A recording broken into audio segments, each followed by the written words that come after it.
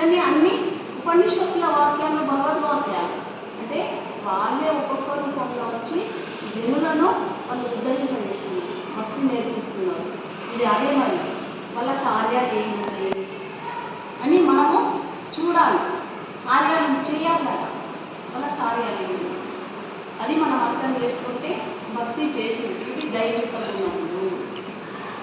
దైవ గుణములు అంటే ధ్యానం చేయడం, ఆ కార్యాలు ఏమున్నాయి గురిలో అవి చేస్తే అవి దైవ గుణాలే అలవడతాయి మనకు, అవి మనం ఆచరించినట్టే.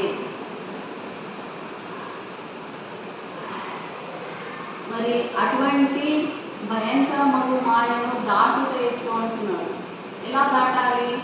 భగవంతుని శరణు పొందువారు, సద్గురువును ఆశ్రయించేవారు ఈ మాయా భవసాగరాన్ని ఆవలీలగా మనము దాటివేయగలుగుతాం. చిన్న నావ దొరికిందంటే మనకు చాలా ఇప్పుడు చిన్న నావ అయిపోయింది.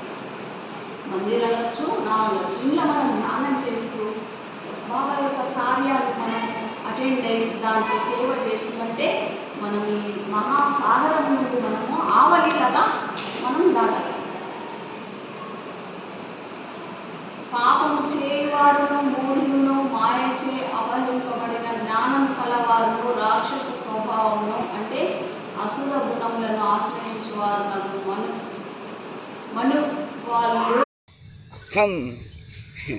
हम बैठे आराम, नाम जपता हमारा राम. कबीरदास म्हणला, फुलाजी बाबा म्हणायला नाही सरी संत या सुवासाला मंत्र म्हणले. आणि जोपर्यंत सुवास उश्वास आहे जीवाचा आणि श्वास उश्वासाचा एकच संबंध आहे. म्हणजे आत्मा घ्यायला आपण घेत नाही, झोपी गेलं तरी बी याला चालूच राहते. केवढा उपकार आहे या जीवाचा. तुम्ही झोपी गेले तरी जीव या शरीराचं रक्षण करते. बाहेरचे देव करतात का तुमचा देव जीवन आहे तोपर्यंत श्वास आहे, जीव गेला की श्वास बंद, उलट डफडं वाजते. चला लवकर करा, लवकर चला, लवकर करा. हे यालाच म्हणलेल्या जीवाला अनेक मंत्र, पंचाक्षरी, षडाक्षरी, द्वादशाक्षरी अनेक जे मंत्र म्हणतात ना, तुळशीचे मंत्र.